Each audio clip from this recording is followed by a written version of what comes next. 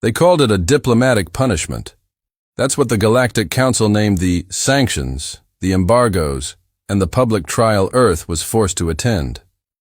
Every representative from every advanced alien species sat in that massive obsidian chamber on Jarthal Prime, passing judgment on humanity like they were some backwater criminals. For what? For fighting back.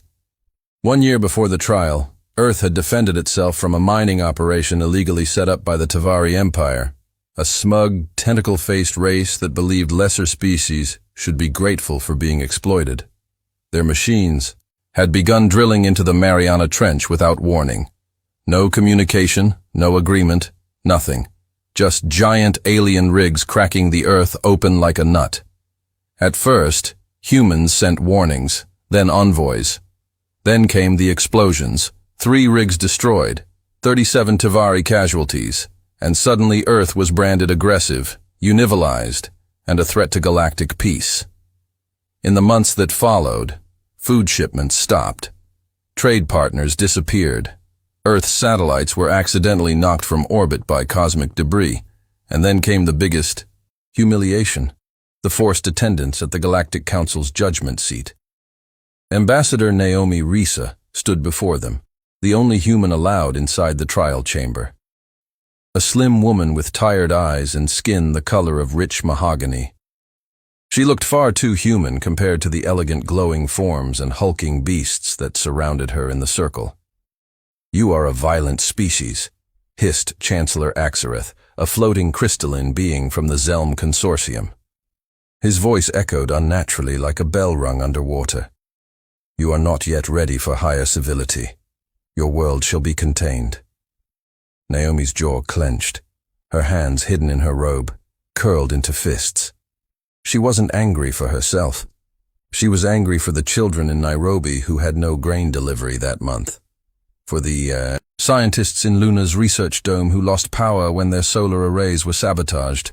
For the millions on Earth living under the weight of fear, starvation, and silence. Still, she bowed. "We understand your verdict," she said. "No, you don't," whispered a voice behind her.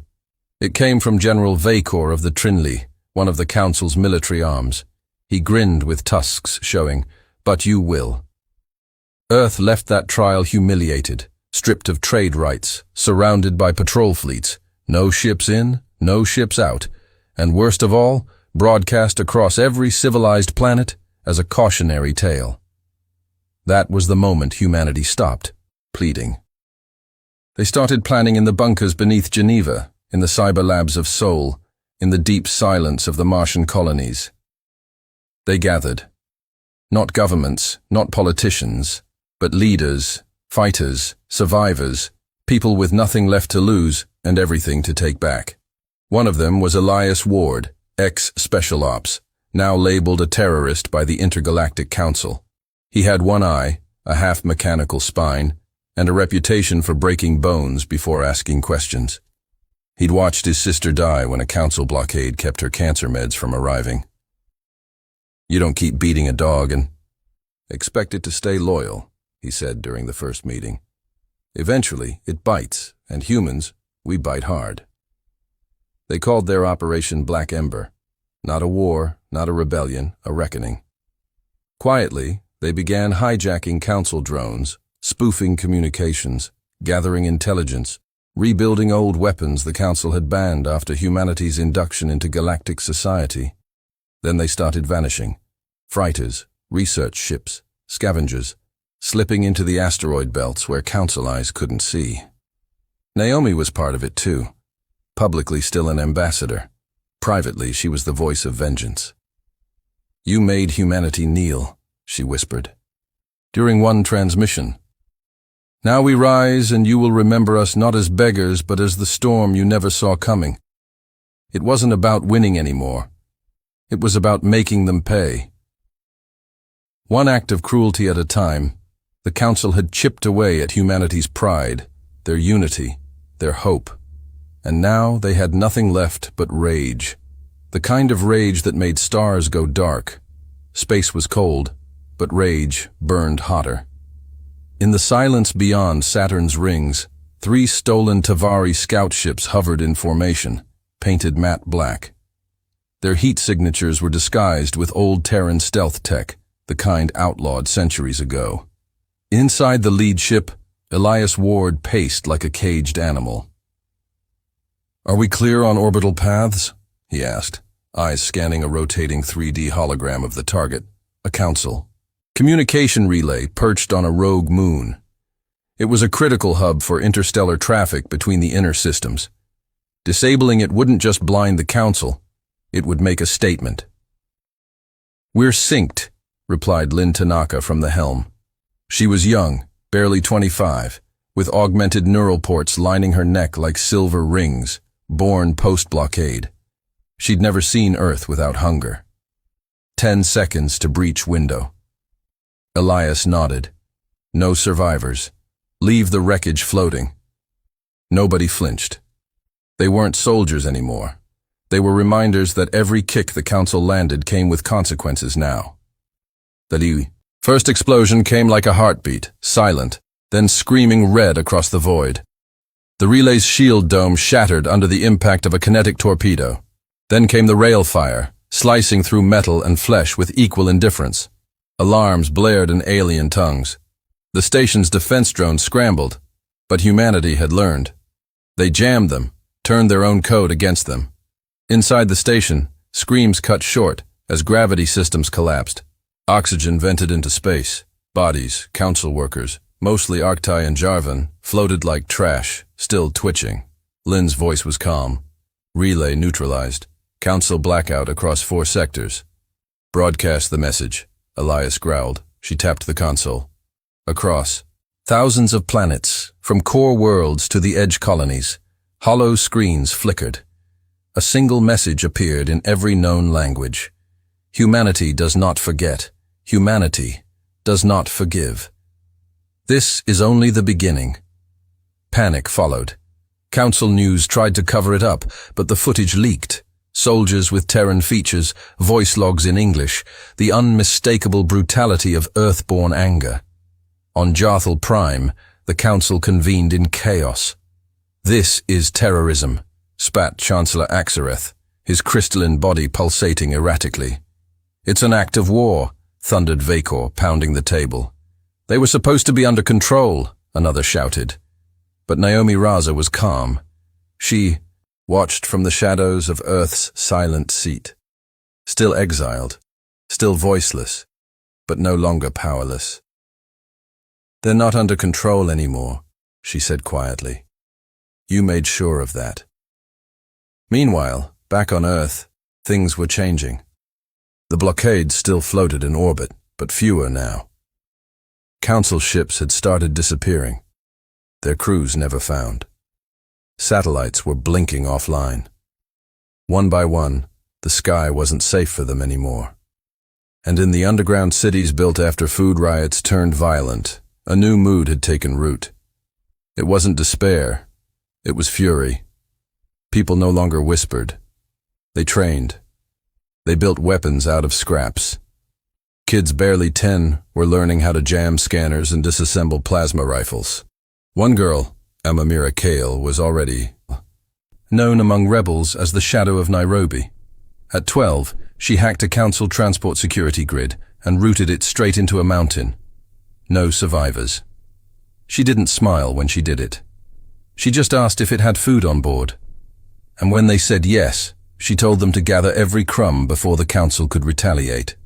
There was no innocence left, only survival. Only retribution. And far away, at the edge of known space, a massive ship was being built. Hidden inside a hollowed-out asteroid powered by a stolen quantum core, the resurgence was unlike anything humanity had fielded before. It wasn't sleek. It wasn't pretty. It was a blunt instrument, a ship built to smash through fleets and send a message in wreckage and fire. Elias Ward watched its construction with grim pride. "It's almost time," Lynn said beside him. He nodded. "They've lived with peace too long. They forgot what we are." "What are we?" He turned, face half in shadow.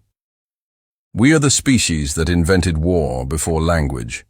We loved it, mastered it, buried it under false peace until they dug it back up. He paused, staring into the darkness of space. Now we'll remind them the Galactic Council, once a symbol of interstellar order, was unraveling thread by thread. Panic wasn't something they were used to. Their rule was founded on cold logic, ancient treaties, and superiority complexes built over millennia.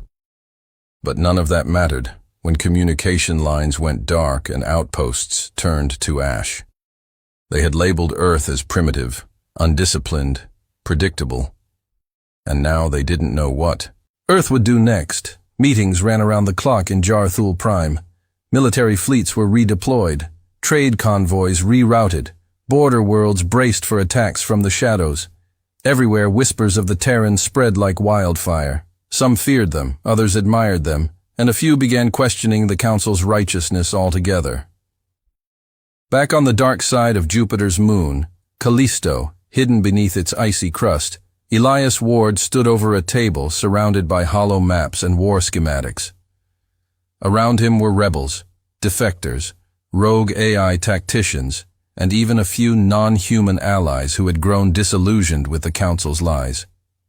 One of them, AI for armored Drexian named Varlock, spoke in a guttural snarl. The Council's grip is weakening. Already, 3 systems refuse to enforce the embargo. If we strike a major core world now, it will break their illusion of control. Elias grinned without humor. That's the idea. But which target? Lynn asked, eyes scanning planetary coordinates. We could hit something symbolic, like the Academy of Galactic Peace on Lyros, or something strategic, like the drone foundries orbiting Erix 3. No, Elias said. We hit their pride. He tapped the hollow screen, bringing up the rotating image of Solaris, a glittering city world considered the jewel of the Council's civilization. Rich, untouchable, entire. Generations of nobles, diplomats, and strategists called it home. It was protected by orbital cannons, defense grids, and an elite security fleet. To most, it was suicide. To Elias, it was the point. We infiltrate, we sabotage their systems from within, and then we make their skies burn, he said. Let them know that even their safest nest isn't beyond Earth's reach. The plan was madness, impossible even, which made it perfect. A month later, the operation was underway. Lynn, disguised as a cybernetic trade envoy, infiltrated Solaris under a forged identity. Varric posed as her security escort. Inside the city world's gleaming towers, luxury blinded the eyes. The people there still believed in the Council's version of reality, that humanity was a pest being disciplined, that rebels were just terrorists, that the system was eternal. But those illusions shattered when the power grid failed. The moment the lights died, panic set in. Elevators froze, gravity destabilized, automated drones turned on their handlers. Across the main broadcasting towers, Naomi's voice cut through the darkness like a blade. We are not terrorists. We are your reflection. This is the pain we endured. You just didn't feel it until now. Then the sky turned red. The resurgence arrived through a cloaked slipstream, breaching Solaris's orbital defenses with terrifying speed. No negotiations, no demands, just thunder and vengeance. The first barrage shattered the planetary shield array. The second ripped into the spaceports. Fire rained across towers that had never seen war. Council guards scrambled. Civilians screamed, but it was too late. Elias led the ground assault himself, boots stomping over marble walkways stained with smoke and blood. He wasn't here to conquer. He was here to remind them. One council envoy begged at his feet. Please, please, there are children here, families. We're not all like them. Elias looked down, eyes cold. Neither were we. He walked away as the detonations echoed behind him. The resurgence pulled out hours later, leaving Solaris crippled. The city's once proud spires were twisted ruins, its rich elites reduced to dust or dragging the wounded through rubble. The message was clear. Nowhere is safe. Back on Earth, crowds gathered around makeshift screens in underground cities. When they saw the fire-consuming Solaris, they didn't cheer, they didn't cry. They watched in silence, not because they were heartless, but because this was justice, and they weren't done. The retaliation came fast, brutal, precise. Within days of the Solaris attack, the Council unleashed the Purge Protocols, an ancient, rarely used order meant to cleanse rebellious civilizations before they infected others with defiance. No trial, no diplomacy, just annihilation. Their first target wasn't Earth, it was Mars. The Council believed they'd break humanity by attacking its colonies first. The support demoralized the resistance. But they didn't know what Mars had become during the blockade. The Red Planet had learned to live on scraps, built cities underground, raised children under artificial skies, and taught them that survival was not a privilege. It was a war. When the orbital bombardment began, they were ready. The Council's dreadnoughts approached with confidence, hurling plasma strikes that vaporized old mining rigs and glassed portions of the Martian crust. But under the surface, buried deeper than even their sensors could detect, were the Ash Wolves, human strike teams that had trained in the dark for this very moment. Captain Arya Devlin led them. She was born on Mars, had never set foot on Earth. Her skin bore radiation burns, and her lungs required filter implants, but her heart pure iron. She watched the Council's ships hammer her planet. Then she gave the signal. Within minutes, camouflaged railguns emerged from the crater canyons, locking on and firing with terrifying precision.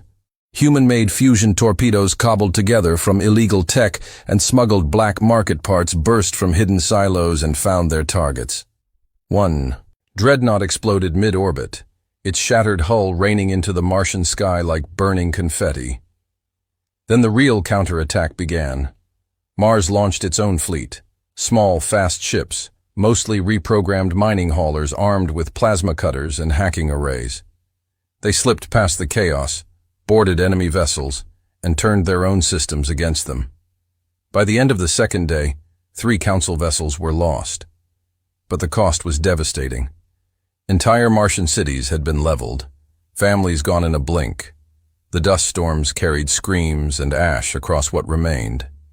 In one sector, a child was found sitting alone beside a collapsed shelter, his eyes staring at the sky that had tried to kill him. When asked his name, he just said, "I'm Rage now." That became a rallying cry. We're Rage now. Earth heard it. The colonies heard it. Even the rebels hiding in fringe systems repeated it in hushed tones like a sacred vow. Meanwhile, the Council was unraveling faster than it could control. Worlds once loyal started asking hard questions. Why had they lied about Earth's rebellion? Why were so many resources being poured into suppressing a species that by all rights should have been crushed a century ago? Why did so many of their own die while the humans just kept coming back stronger? Some races quietly, secretly began supplying Earth with intel. A few even offered weapons. Others defected outright. And through it all, Naomi Raza kept working. Still branded an exile, she operated from the shadows, feeding intelligence to Elias and the Resistance Network. But now, something more dangerous stirred inside her. She had contacts on the inside, allies who knew about the Council's darkest secret. A plan they had developed centuries ago. A final fail-safe, the eraser device. A weapon that didn't destroy a planet, but erased it. Atom by atom, memory by memory. Nothing left, not even history. It had only ever been theoretical until now. She uncovered transmissions that confirmed the Council had activated its deployment process. They intended to use it on Earth to remove the problem completely, like humanity had never existed at all. Naomi stared at the blinking message on her screen. Coordinates, timelines, activation codes. "This is it," she whispered. The Council wasn't trying to win anymore. They were trying to erase the evidence of their failure. But humanity had a final card to play. Not diplomacy, not defense. A counterstrike so vicious, so unforgettable that no species, no matter how arrogant, would ever think of crossing them again. Naomi called Elias. "We need to launch everything," she said. "Not just ships, not just bombs." He didn't ask why. He already knew. "Time to give them the one thing they fear most," he said. "What's that?" He smiled, eyes burning with fury. "Human history." It was called the Vault, buried deep beneath the ice oceans of Virex 7. The Galactic Council's most classified installation sat like a dormant god, silent, invisible, and deadly. No records of it existed in public databases. Only the highest-ranking council species even knew it was real. It was here that the eraser device was stored under bowlock, time-gated encryption, and a kill switch capable of destroying half the star system if anyone tried to force entry. And now, a team of humans was about to break in. Elias Ward stood in the dim light of the Phantom Wraith, a prototype stealth ship so advanced it shouldn't have existed. It was powered by stolen Tavari Matterfold drives and shielded by tech reverse engineered from the Council's own cloaking arrays. A small crew of 20 sat ready, each one hand-picked from the most lethal corners of Earth's rebellion. No ceremony, no speeches, just quiet resolve. Lynn adjusted her gear, double-checked the fusion blades on her hips, and looked over at Elias. "Even if we get inside, we can't just disable it. They'll rebuild somewhere else." Elias didn't look at her. "That's why we don't disable it." She blinked. "You mean we set it off?" he said, voice calm. "Here on Virex 7, let it wipe itself out. The Council loses its trump, card, and a big piece of its soul." There was silence. And then one by one, the crew nodded. They understood. It was suicide. But humanity wasn't afraid to die anymore.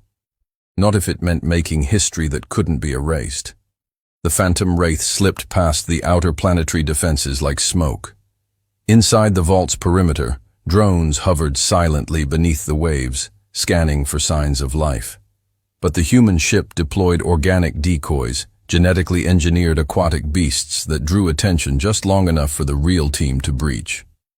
Elias, Lynn, and Varlock led the infiltration. The interior of the vault was a twisted marvel. Alien metals fused with pulsating neural wiring like a living organism wrapped in concrete. At its heart, the eraser device sat on a raised platform suspended in magnetic stasis. It looked like a frozen star, bright, humming with power and impossibly beautiful, and surrounding it rows of cryopods. Each one held council scientists in deep stasis, witnesses, custodians of oblivion. "Do we kill them?" Lynn asked, already drawing her weapon. "No," Elias said, pulling a data drive from his pack. "We let them wake up. We want them to watch." He connected the drive to the eraser core. Naomi had embedded a virus coded in human memory patterns that would not only trigger the device's implosion, but also embed every council system with the message. "You erased our rights, our homes, our future. Now watch us erase your gods."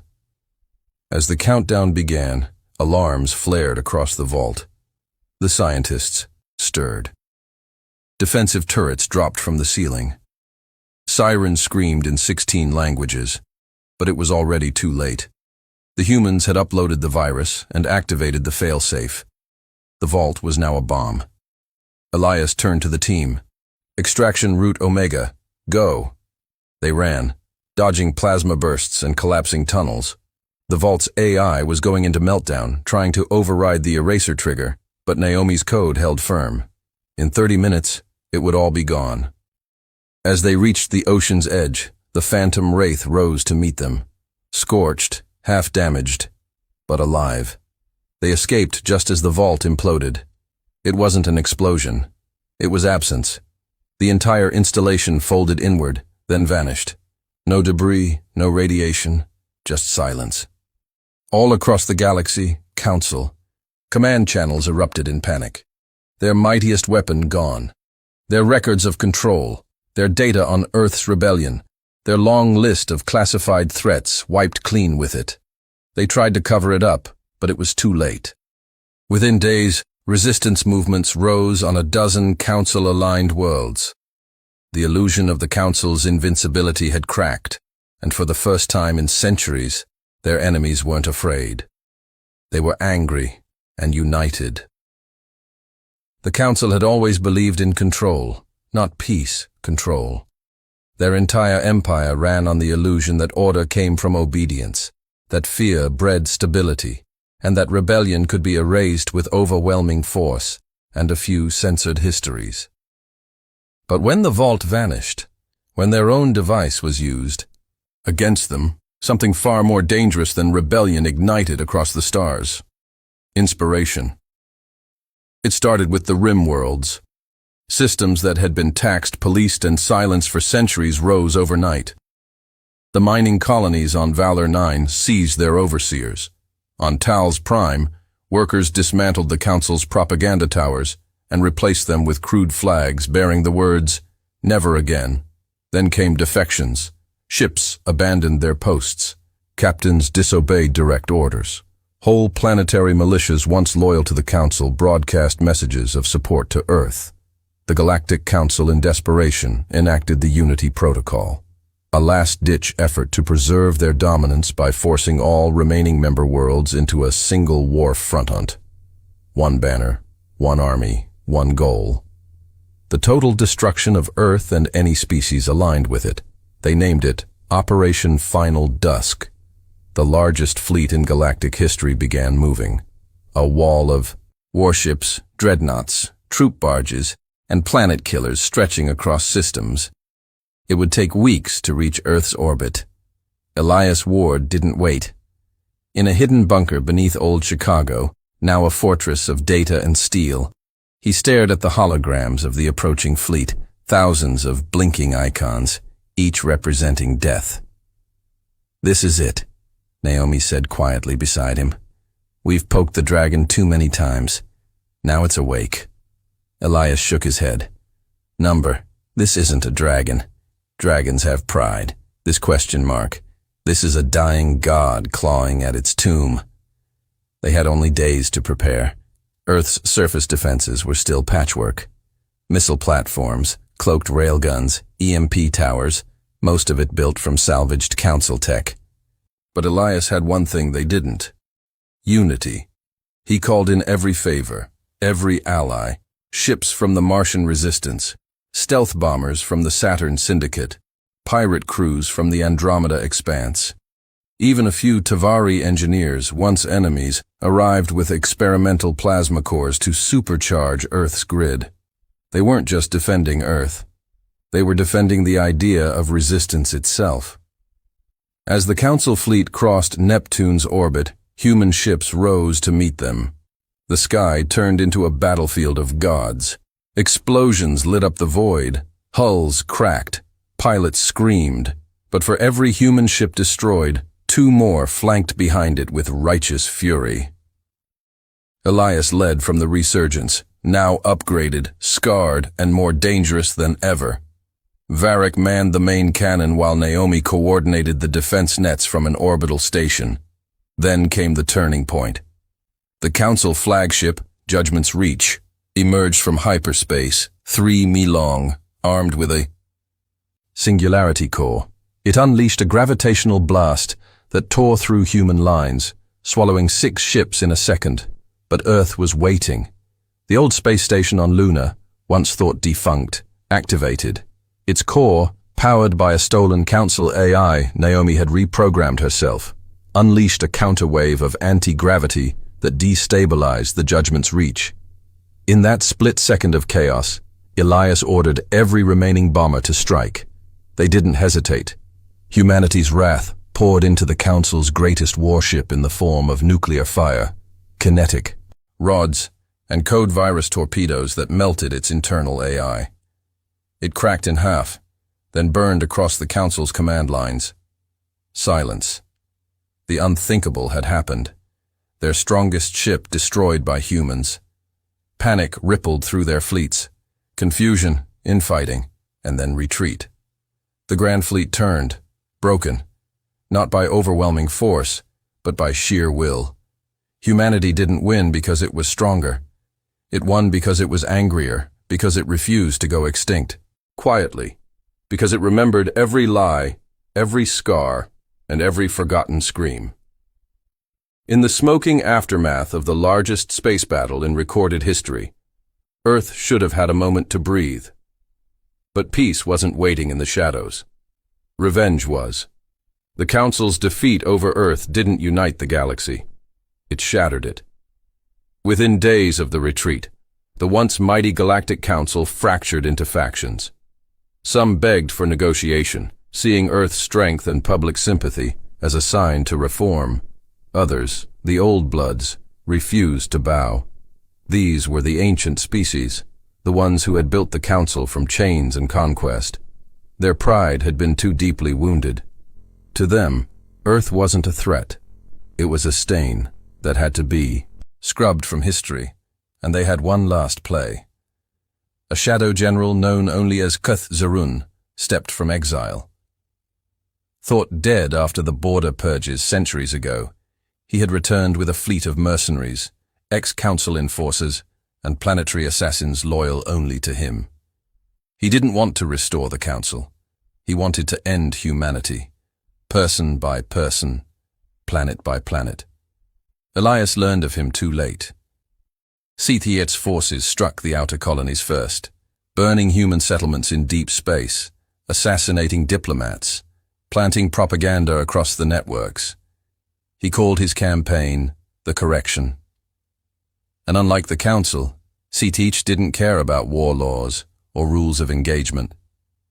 He wanted fear. One of his first messages was a broadcast on all human frequencies. The screen flickered, static cracking. Then the face of an old reptilian warlord appeared, his skin like dried bone, his eyes black and bottomless. You think you've won, but your victory is an ember in a forest fire. I have no council, no masters. I answer to vengeance, and I will teach you humans that rage burns brightest just before extinction. He ended the message by executing a group of captured Martian scouts on screen. Slow, cruel, just to send a message. Elias felt that message like a blade through his chest. Naomi responded with silence, but behind the silence, she was building something terrifying. It wasn't a weapon, it was a virus. Not one for machines, but for minds. She called it Project Lazarus, built from fragments of Council tech and raw human emotion. It was designed to infect Sith-Yar's command structure, not through code, but through story, memory, symbols. It spread through visuals, through old war recordings of Earth's survival, through whispers on interstellar channels. It was a digital ghost that reminded even Cath soldiers what humans had survived, what they'd done to win. And worse, it made some of them question their orders. While Naomi fought in silence, Elias prepared Earth for a second siege. Only this time, the war wasn't coming in neat fleets or predictable patterns. Sith-Yar's attacks were random, guerrilla, dirty. He used suicide pods, sleeper agents, plasma bombs, and refugee ships. When he struck Earth, he didn't use dreadnoughts. He used memory leeches, devices that burned out the history archives in major cities, deleting human records, erasing family trees, even war logs from the Great Battle. It wasn't about killing humans anymore. It was about erasing what made them human. In one assault, an entire museum in New Tokyo was wiped clean. Paintings gone, voices gone, names gone. But one janitor, an old man named Uto, survived. When Elias found him sitting among the ashes, still clutching a scorched data pad, he asked him why he hadn't left. Uto simply said, "If they erase the stories, they erase us." I stayed to remember. Elias took his words and made them a banner. We stay to remember. He painted it on ships, uploaded it into firewalls, embedded it in code and humanity, tired, bleeding, but unbroken, began fighting back again, not just with guns, but with memory, with art, with defiance. It began with silence, not the comforting silence of peace, but the sharp, cold quiet of anticipation, like the breath just before a scream. Cthulhu had come to finish what the council could not. He descended upon Earth with his night-born armada, a fleet made from the bones of conquered ships, each vessel radiating stolen energy from obliterated civilizations. No rules, no broadcasts, no demands, just death. He didn't seek surrender. He sought extinction, but he miscalculated. He thought humanity would fight like before with desperation, grit, and outdated weapons fueled by vengeance. He expected stubborn survivors, cornered and angry. He didn't expect Earth to evolve. Elias Ward stood on the command deck of the Resurgence, not in armor, but in black, mourning, not for what had been lost, but for what they were about to become. Behind him stood Varlock, scarred and unshaken, and Naomi, who had long since stopped smiling. They weren't fighting for survival anymore. They were fighting to become unchainable. Naomi's virus, Project Lazarus, had reached its final stage. No longer just infecting systems, it was now embedded in the minds of soldiers, rebels, civilians across the galaxy. It carried memories of Earth's fall, its rise, its fury, and it passed from being to being like wildfire. It didn't kill, it woke people up. When CTA ships entered Earth's orbit, expecting a fractured world, they found a unified defense grid channeling energy from every colony. Mars sent kinetic warheads. Europa fired plasma spears. Titan, once silent, erupted with electromagnetic javelins that pierced Cthulhu's cruisers. But that was just the prelude. Elias activated the final phase of Naomi's plan, the Mirror Core. It wasn't a weapon in the traditional sense.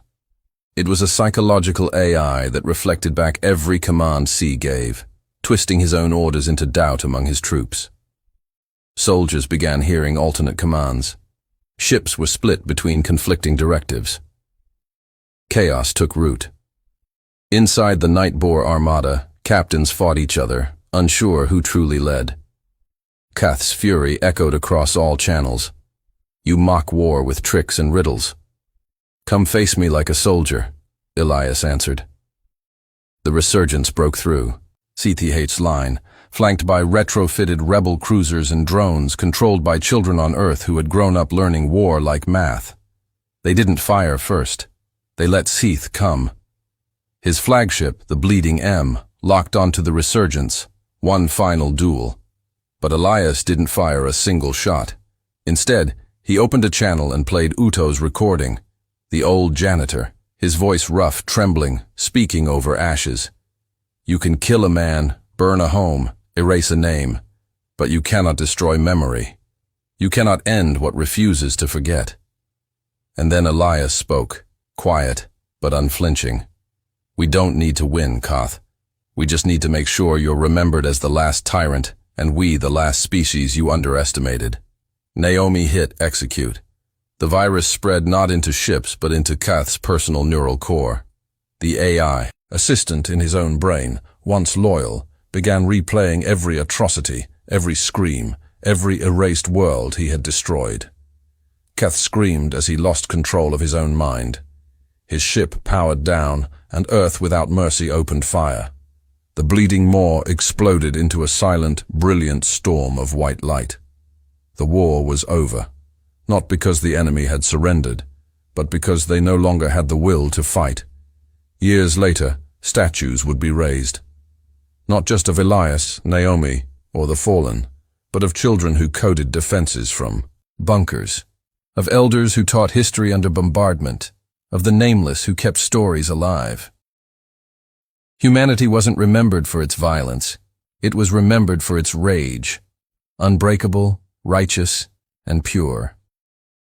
When the Galactic Council tried to erase Earth from the stars, humanity didn't just fight back. It rewrote the ending and made sure everyone remembered forever.